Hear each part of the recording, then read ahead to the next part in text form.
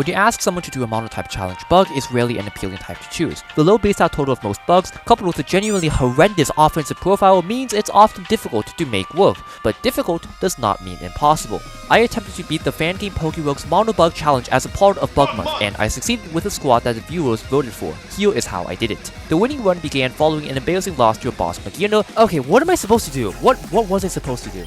And it was my 6th attempt overall. Like all of the previous attempts, I was streaming them live on YouTube and Twitch. Let's go over every Pokemon's role on the team, and I'll play key clips from the winning run in the background. When it came to wild encounters, Color Theory the 2 Shiny Leavanny leads the charge due to a combination of Victory Dance and Stab boosted, Sharpness boosted Razor Leaf. To get the maximum amount of experience, I often prioritize getting Lures, and Color's boosted Razor Leaves allow me to cleave through most wild encounters, and I can have another Pokemon on the side gaining experience. Additionally, since I managed to get the map pretty early on, I'm able to effectively target biomes with tons of water-type Pokemon, making wild double battles even easier. In the same vein, Bomb Rush the Buzzwole is a formidable early game carry and my fallback when things go very wrong. Many people noticed how funny it was that I had a few tiny bugs and a buff mosquito in the starter lineup, but let me tell you, this buff mosquito saved me from quite a few close calls. Additionally, the majority of my team focused on Special Bulk, so Bomb Rush helps massively against imminent physical threats. But neither Color nor Bomb Rush has the brute force necessary to cleave through resists, since Color is inherently quite weak and Bomb Rush can't boost attack. Neither is true for Raxus the Arachnid, as my boy is packing all of Swords Dance for attack,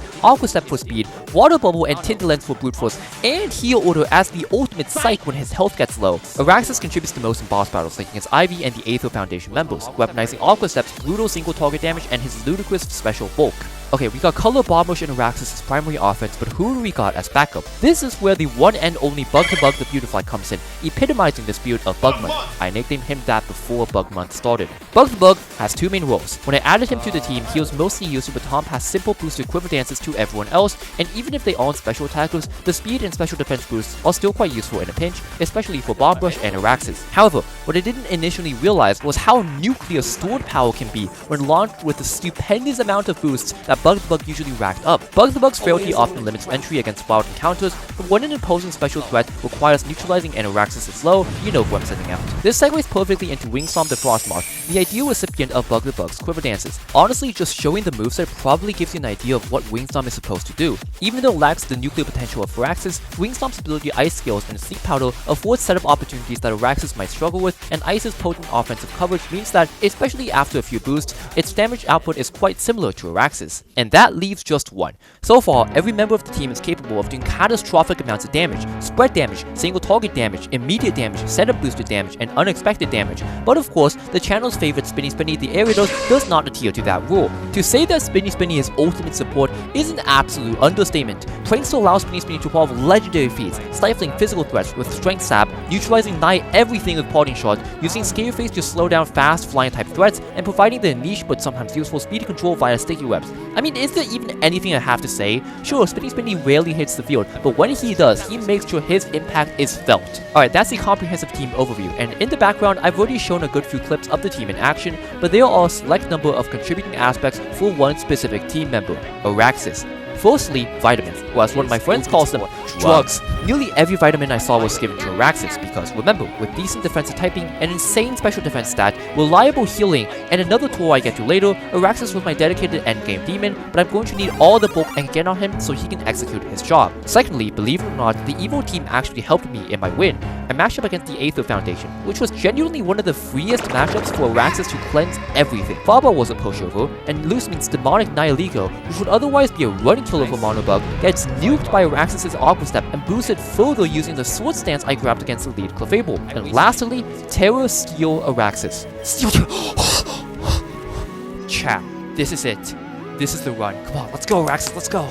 I have 1 protein, 1 zinc, 2 iron, and 2 corbos.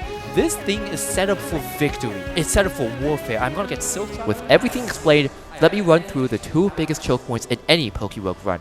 Ivy's final fight with Mega Rayquaza and Eternatus Eternamax. I mean, if I make a mistake, I make a mistake.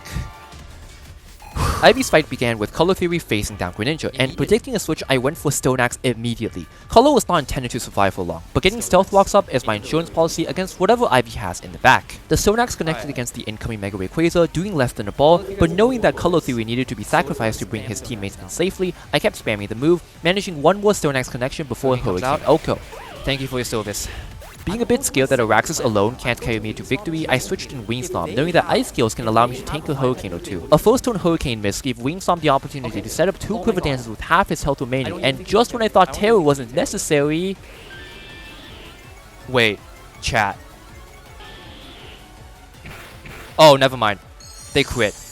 Yeah. Well, it's Araxis time anyways, and I immediately terrestrialize and pop Soak to remove Stab from Mega Rayquaza, further diminishing its power output. The next few turns revolved around me setting up Sword Stances and healing off any damage from Rayquaza, and just when I Sword Stance the second time, Ivy switched out the Rayquaza back into a Sword Greninja. However, it was just too late, and after eating up a retaliatory Fiery Wrath, Araxis proceeded to outkill it and Ivy's whole team with Nuclear Aqua Steps. 1 demon down, 1 to go. Before the Eternatus fight, I made a ton of moveset changes to my team, and you should subscribe to my channel. Okay, back to the fight. I slapped Infestation on Araxis over Sword Stance, disposed of my Revival Seed to prevent that from becoming an issue, rolled for an X Special Defense but didn't get it, and had one last Memory Mushroom opportunity before the Eternatus fight. I agonized over this decision for a solid 5 minutes or so, considering the options. Struggle Bug to lower special attack, another Infestation user when this happened. So Araxis is going to be the one that's going to sit on the field. No! No, I clicked Great Ball! Well, it's time anyways. I tried to bait out Eternal Beam with Araxis, but after a few turns of finagling and losing half my team, I managed to get Eternatus -2 special attack. Araxis popped both Soak and Infestation, but had to eat a poison from Sludge Bomb in return. Infestation, along with Aqua Step chip damage, got Eternatus to transform into Big Mode, and I brought in Bomb Rush to at least do some damage. And, well, I'll just let you see them work. That does no damage, okay. Yes, no damage, okay. Flamethrower lives.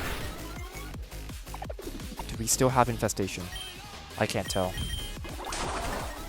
Special defense was sharply, it's fine. They crit me.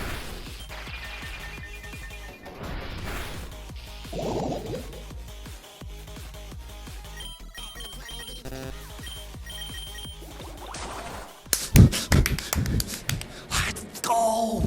So yeah, on my 6th attempt of PokéRogue with only bug type, I succeeded. Araxis the Arachnid was for sure the MVP, but every member of the team contributed their fair share as well. Thank you guys so much for watching this video, and let me know any feedback you have on my first long form in a while. Feel free to comment what challenges you want me to try now that bug month is over. I know this one wasn't perfect, and I want to give a huge shout out over to my Twitch chat actually for supporting me throughout the run. But that's all I have for now, so until next time, happy PokéRoguing, Banana out.